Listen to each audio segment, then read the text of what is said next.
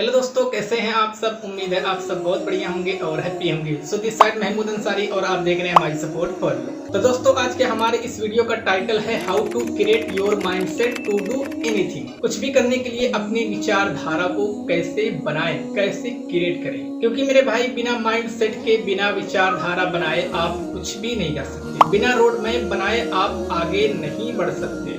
तो वीडियो को करते हैं स्टार्ट। तो आज की इस वीडियो में मैं आपका माइंडसेट क्लियर भी करूंगा और आपका माइंडसेट बिल्ड भी करूंगा।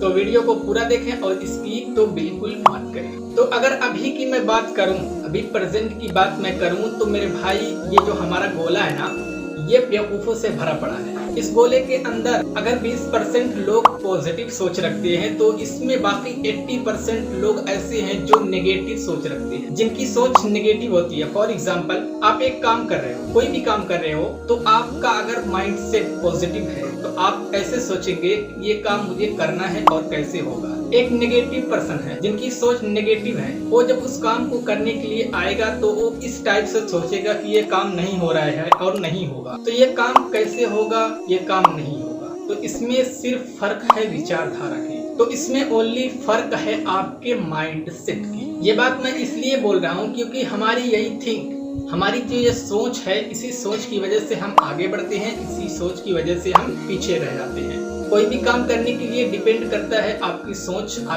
पे डिपेंड करता है कि आप क्या कर सकते हैं। आज हमारी यही नेगेटिव सोच की वजह से हम पीछे रह गए हैं। इसी नेगेटिव सोच की वजह से, इसी नकारात्मक सोच की वजह से हम सही समय पर सही फैसला नहीं ले पाते हैं और हम पीछे रह जाते हैं और लाइफ में कुछ अचीवमेंट नहीं कर पाते हैं। अभी से 20 इयर्स पीछे, अभी से 20 साल पीछे अगर आप जाएं तो आपको पता चलेगा जमीन की ज्यादा वैल्यू नहीं थी। बहुत सारे लोग ये गलती कर चुके हैं इसी नेगेटिव सोच की वजह से। ये जो हमारी जमीन और रोड के किनारे वाली है, वो जो हाईवे के किनारे वाली है, वो तो किसी काम की है नहीं। तो एक काम करके उसको बेच देते हैं, उसको वहां से हटा देते हैं। तो उनका यह माइंडसेट उन पर भारी पड़ गया। कैसे भारी पड़ गया आप खुद सोच लीजिए कि आज से 20 साल पहले उस जमीन की क्या वैल्यू थी, इस जमीन का क्या रेट था और आज क्या हो गया है।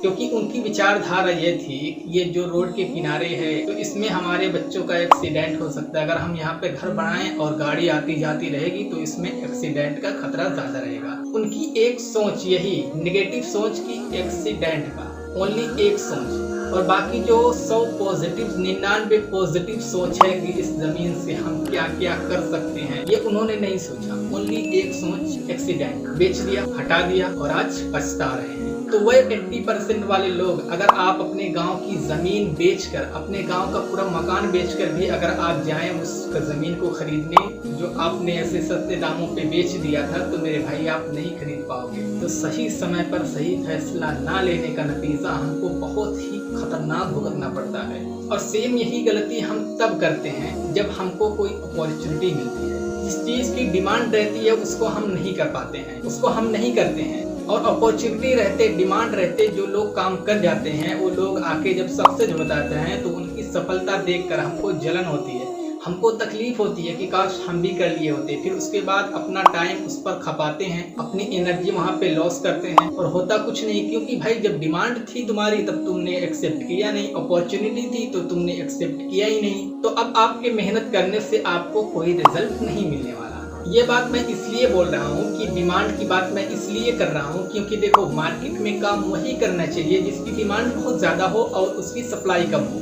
मतलब उसकी डिमांड बहुत ज्यादा हो और उसमें भीड़ कम हो, तो उस काम को करने से आपकी ग्रोथ का, आपके सक्सेस का चांस बढ़ जाता है। लेकिन आज हम उस काम को कर रहे हैं, आज हम उस चीज के पीछे भाग रहे हैं जिसमें ज्यादा भीड़ हो और डिमांड कम हो, जिसकी डिमांड कम हो और भीड़ बहुत ज्यादा हो। जी हाँ दोस्तों, मैं बात कर रहा हूँ गवर्नमेंट जॉब्स की, जिसके पीछे आज हमारी यंगस्टर्स, हमारा युवा वर्ग भाग रहा है। तो मेरे भाई मैं आपको बता दूं, पिछले कुछ सालों का आप रेशियो निकालिए तो आपको पता चलेगा कि पिछले कुछ सालों में लाखों लोगों को नौकरियों से निकाल दिया गया। क्यों निकाल दिया गया? ये सवाल जब सामने वाले से किया गया तो सामने से आंसर आया कि भाई अब हमें उन लोगों की जरूरत नहीं है, तो फिर बेकार में हम उनके ऊपर पैसा क्यों खर्च करें जिसकी हमें जरूरत ही नहीं है। इतना सब होने के बाद भी हमारा युवा वर्ग उन नौकरियों के पीछे भाग रहा है जो हमें मिलने से तो रही नहीं। क्योंकि मेरे भाई अगर आप देखे होंगे कि अगर एक चपरासी की वैकेंसी निकलती है जिनमें सरकार को जरूरत है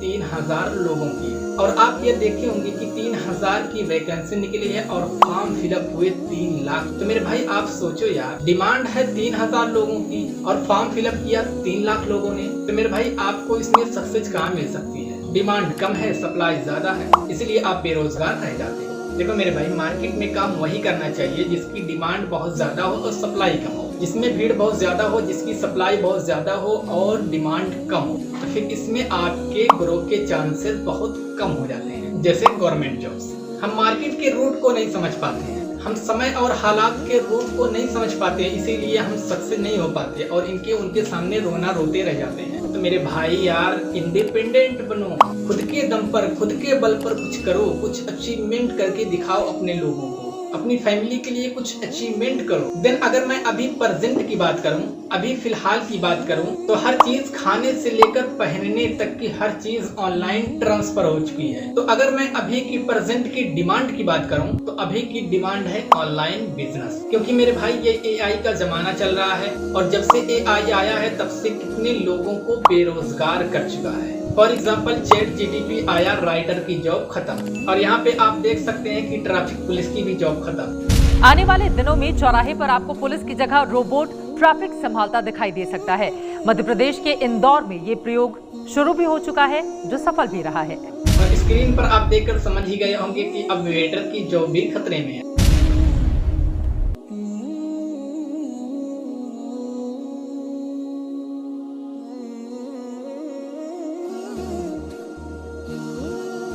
तो अब मेरे भाई आप क्या करने वाले हो? आपका फ्यूचर प्लान क्या है? कमेंट सेक्शन में जरूर बताना। ऐसे इंफॉर्मेटिव वीडियो देखने के लिए चैनल को सब्सक्राइब करें। तो मिलते हैं किसी नेक्स्ट वीडियो में। जय हिंद, अल्लाह हाफिज।